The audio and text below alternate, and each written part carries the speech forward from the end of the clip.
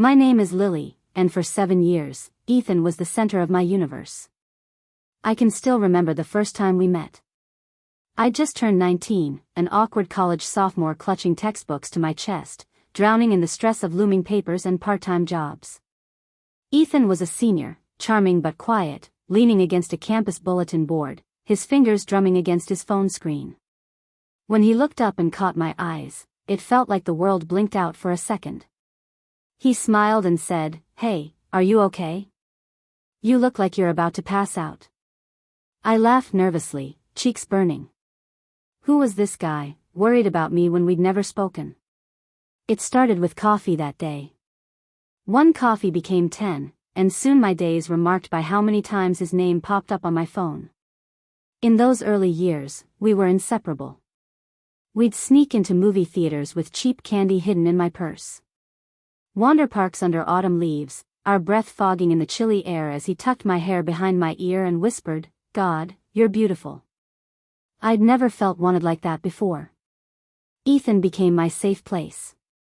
He knew my secrets, the darkness of my childhood, my fears, my dreams. He was there for every panic attack, every all-nighter, every time my world tilted on its axis.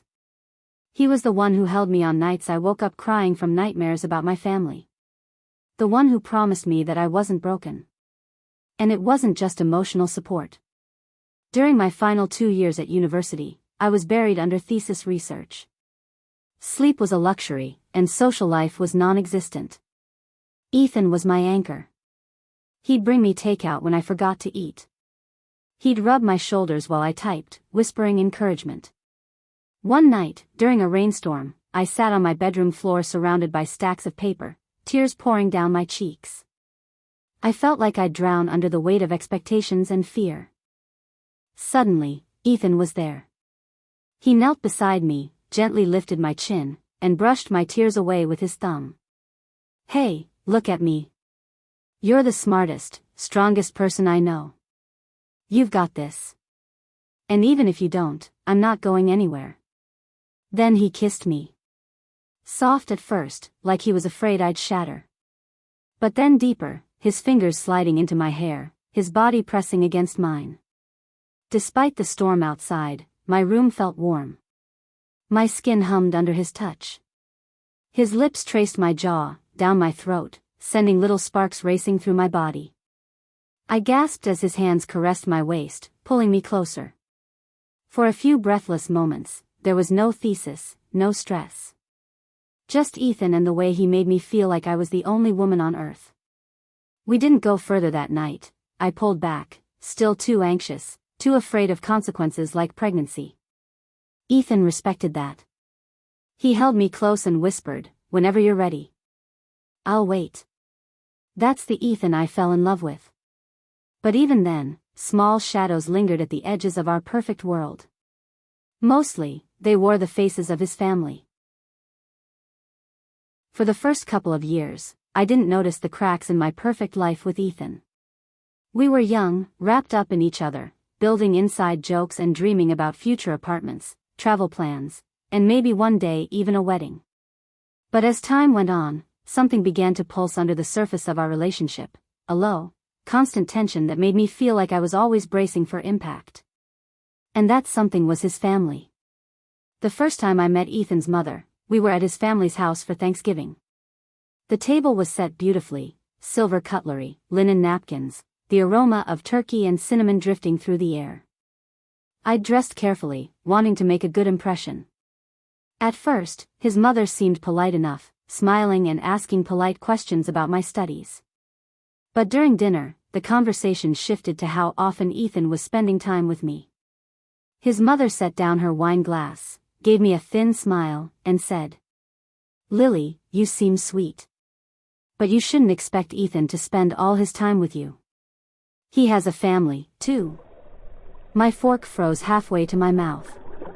Nobody spoke. Ethan glanced at his plate, pretending not to hear. I forced a smile, cheeks burning, and murmured something like, "Of course, Mrs. Carter." I tried to shake it off, but it left a sharp little thorn in my chest. Months later, another incident cut even deeper. We were at a cousin's birthday party, surrounded by laughter and music. One of Ethan's uncles was joking about young people and relationships. Then, in a loud voice for the whole room to hear, he said, "Nowadays, young men get a girlfriend and forget they even have a family." He laughed, as did a few others, but I felt all the eyes darting my way, like silent accusations. I wanted Ethan to say something, anything. But he just shifted awkwardly and said under his breath, "Ignore it, babe. It's just how they are. How they are." My name is Lily, and for 7 years, Ethan was the center of my universe. I can still remember the first time we met. I just turned 19, an awkward college sophomore clutching textbooks to my chest, drowning in the stress of looming papers and part-time jobs. Ethan was a senior, charming but quiet, leaning against a campus bulletin board, his fingers drumming against his phone screen. When he looked up and caught my eyes, it felt like the world blinked out for a second. He smiled and said, "Hey, are you okay? You look like you're about to pass out." I laughed nervously, cheeks burning. Who was this guy, worried about me when we'd never spoken? It started with coffee that day. One coffee became 10, and soon my days were marked by how many times his name popped up on my phone. In those early years, we were inseparable. We'd sneak into movie theaters with cheap candy hidden in my purse. Wander parks under autumn leaves, our breath fogging in the chilly air as he tucked my hair behind my ear and whispered, "God, you're beautiful." I'd never felt wanted like that before. Ethan became my safe place. He knew my secrets, the darkness of my childhood, my fears, my dreams. He was there for every panic attack, every all-nighter, every time my world tilted on its axis. He was the one who held me on nights I woke up crying from nightmares about my family. The one who promised me that I wasn't broken. And it wasn't just emotional support. During my final 2 years at university, I was buried under thesis research. Sleep was a luxury, and social life was non-existent. Ethan was my anchor. He'd bring me takeout when I forgot to eat.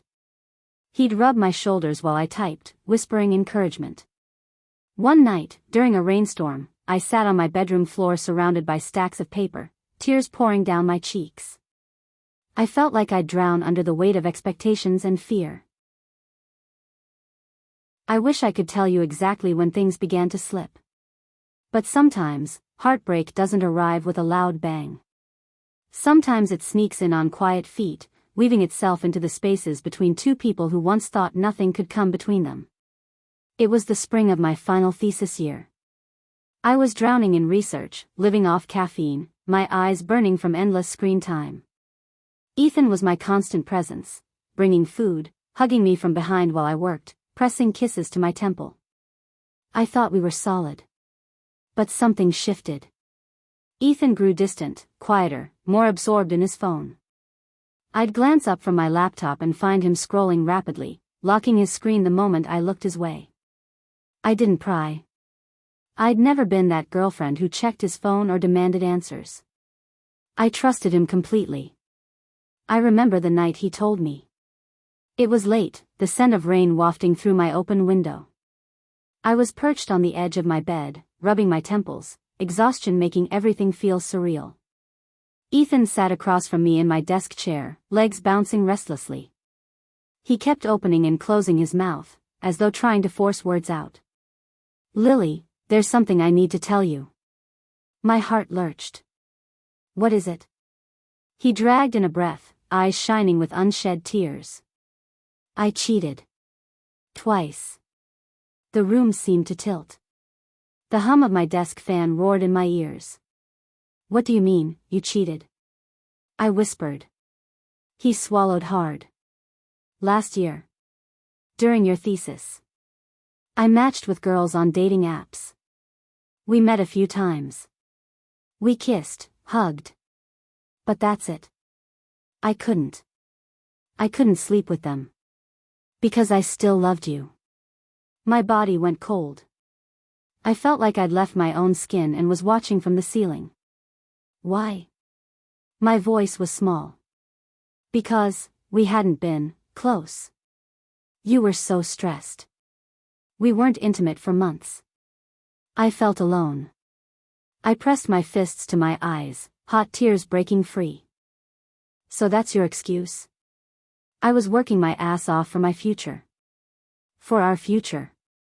He tried to reach for my hands, but I pulled back, recoiling as though his touch burned me. Lily, I swear I didn't mean for it to happen. I just wanted connection. But I couldn't go through with it. I still love you. I stared at him, every cell in my body screaming. My father had cheated on my mother. I'd watched her collapse under the weight of betrayal. I'd promised myself I'd never tolerate it. And yet, there I was, trembling, shattered, unable to move. 1,000 memories flashed through my mind. Ethan bringing me soup when I was sick, Ethan holding me when I cried, Ethan telling me he'd never hurt me. I wanted to scream, to throw things, to make him feel a fraction of the devastation tearing me apart. But instead, I whispered, brokenly, I can't do this right now. I turned away from him and felt the bed dip as he sat beside me. He put a hesitant arm around my shoulders. I stiffened, wanting nothing more than to shrug him off, yet part of me leaned into his warmth, craving comfort from the very person who just destroyed my trust. Because the truth was, I still loved him. And that terrified me more than anything. After Ethan confessed, the world around me felt blurred. We didn't break up right away. We stumbled forward, half together, half broken. I'd wake up in the middle of the night and stare at the ceiling, wondering how I could lie beside a man whose lips had touched someone else's. Whose arms had wrapped around other bodies. Yet, part of me clung to him. 7 years, I told myself. 7 years can't just vanish. So I tried. I told him we'd go to therapy. That we'd talk through it. But something inside me had cracked. My mind kept spinning back to the girl I'd been when we met. The girl who'd thought love would keep her safe. The girl who'd believed that Ethan was different from every man who'd ever hurt the women in my family. And then, another secret came crawling out of the shadows. It was late one night. I'd been tossing and turning in bed, my thoughts a jumble. Ethan lay beside me, his breathing uneven. Finally, he whispered, "There's something else I need to tell you." My heart sank. "What is it now, Ethan?" He sat up, his hands shaking. "During your thesis year, I was catfishing older men online. Pretending to be a teenage girl." My mouth fell open. "What the hell, Ethan?" "I needed money, Lily. You were always worried about your material fees, about your coursework expenses. I wanted to help. Those men deserved it anyway." I stared at him as if I'd never seen him before.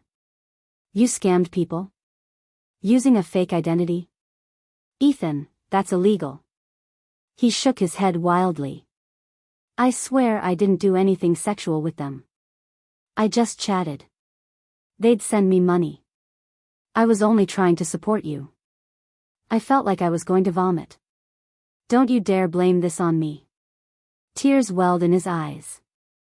"I did it for us." "No," I shot back. "You did it because you're a liar. A liar I don't even recognize anymore." I stormed out of bed and locked myself in the bathroom. I stared into the mirror, gripping the edge of the sink so hard my knuckles went white. My reflection looked like a stranger, eyes swollen from crying, lips trembling. "Who even are you, Lily? How had I ended up in love with someone who could spin so many lies?" After that night, everything was fragile. We barely spoke. I avoided his touch. But I still couldn't bring myself to leave. Then, weeks later, I made a mistake. I picked up his phone while it buzzed on the table. The screen lit up with a preview of a message from a strange number. Something about special services available tonight. A dark, sick feeling twisted in my gut. While Ethan showered, I scrolled through his messages. I found conversations dating back 4 years with prostitution services. Explicit discussions, prices, times. My entire body went numb. When he came out of the bathroom, I was shaking, phone in my hand. Ethan. Explain this. His face drained of color. It's just a kink, Lily. I swear I never did anything. I liked the fantasy. But I never went through with it. For a split second, I believed him. Because my brain was desperate to believe that the man I loved wasn't capable of betraying me again. But deep down, a voice whispered. He's been lying all along. He tried to touch me, but I stepped back. Don't. Just don't. In those moments, I felt like I was trapped in a nightmare, screaming but no sound coming out. I couldn't stop replaying his words. I never acted on it. I love you. I did it for us. And yet, all I could see was a stranger in my bed. A man whose secrets were endless. A man I wasn't sure I could ever trust again. It's a strange thing, how a relationship can already be over long before you say the words out loud. After everything I discovered, Ethan's cheating, the catfishing, the messages with escorts, I knew deep down we were finished. But still. I stayed. Or maybe I hovered. Half in, half out. There were days I'd look at Ethan sitting on the couch, scrolling his phone, and feel nothing but rage.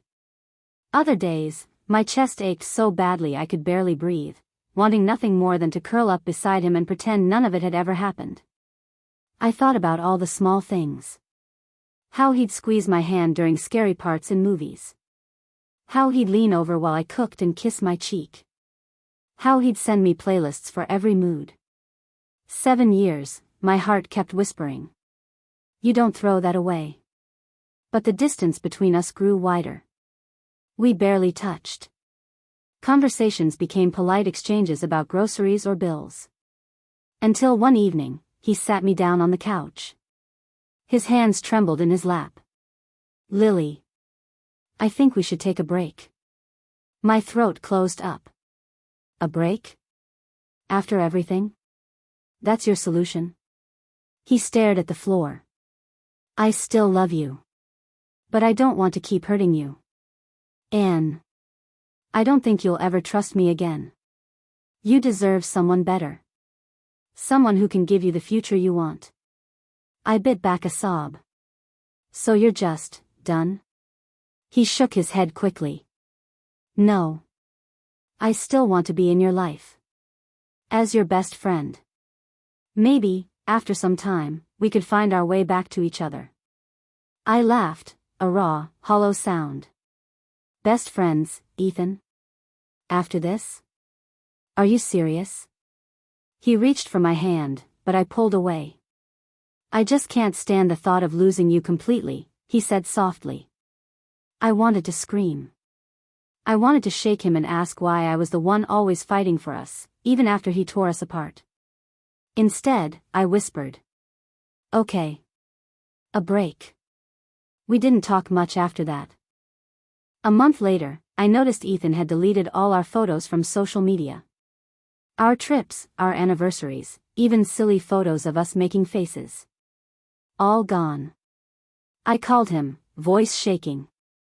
Why did you erase me? He sighed heavily. Because. I've moved on. Not because I don't love you. But because loving you and staying with you are two different things. Holding on to you will only keep hurting us both. So that's it? I demanded. 7 years, and you're just done? No. I'll always care for you. But I believe you'll never be able to trust me the same way. I can't fix that. I can't give you the life you deserve. He paused. And, the thing with my family. I know it's never going to get better. I can't ask you to keep suffering because of them. I sat in silence, gripping the phone so tightly my fingers went numb. After we hung up, I stared at my blank social media profiles, all the memories gone as though we'd never existed. But the cruelest part was that we still texted each other. Every day. Short, careful messages. Hope your day's okay. Did you eat? Good night. Sometimes, he didn't text at all, leaving me staring at my phone like an addict craving a fix. And every time he went silent, it felt like another tiny knife in my chest. I kept asking myself, why am I the one who keeps trying? Why doesn't he fight for me the way I fight for him? If he still loves me, how can he let go so easily? A part of me clung to the fantasy that in a year, maybe we'd find each other again. But another voice whispered the truth. This is not the man you fell in love with. And he's not coming back. The silence after Ethan left was deafening. At first, I couldn't stand being alone in the apartment we'd practically shared. His scent still lingered on my pillows. His coffee mug sat forgotten on the shelf. Even my Spotify playlists felt haunted, every song echoing with memories of him. I'd catch myself staring at my phone, willing his name to pop up with a message that would fix everything. Sometimes, he did text. A bland, "Hope you're okay." But it only made the ache worse. There were mornings I woke up, my eyes gritty with tears, thinking, if I could just love him enough, maybe he'd come back. I hated that thought. Hated that despite everything he'd done, cheating, lying, hiding parts of himself, I still wanted him. It made me feel weak. Pathetic. But I couldn't deny the truth. Loving Ethan had been the backbone of my 20s. Without him, I felt like I was stumbling through fog. So I started small. I deleted our chat thread. Blocked his number, for now, at least. Just until I could breathe without feeling like my lungs were collapsing. I forced myself outside. Took walks. Sat in coffee shops, even when my chest squeezed tight with anxiety at being surrounded by strangers. I started therapy.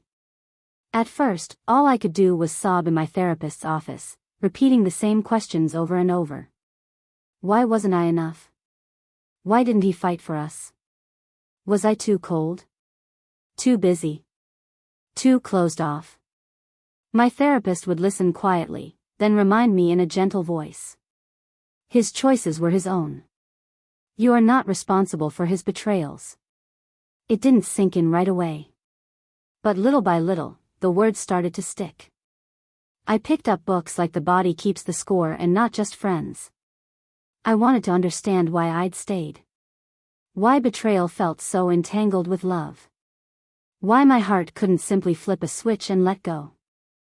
Sometimes I'd find myself remembering the good moments, Ethan's sneaking kisses in the library, pressing his forehead to mine in the middle of a thunderstorm, whispering he'd never leave me. And for a second, I'd almost convince myself to call him. But then I'd remember the secrets. The tears.